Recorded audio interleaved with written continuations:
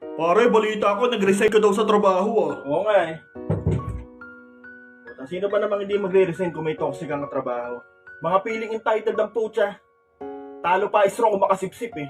Pati yung mga maliliit na bagay na kaya na magawa ng solusyon, ginagawang big deal eh. Hindi pa na po promote yan ha. Malaki na ulo. Bida-bida pa.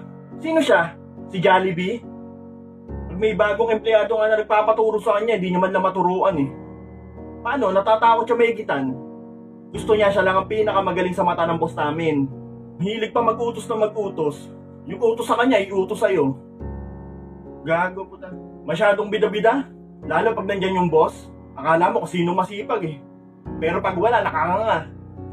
Masarap aperan sa mukha eh. Minsan kaya nagre-resign yung ibang empleyado, hindi naman dahil sa hirap ng trabaho eh. Kundi dahil kupal yung kasama nila sa trabaho. Parehas lang naman kami ng sweldo. Parehas ng posisyon.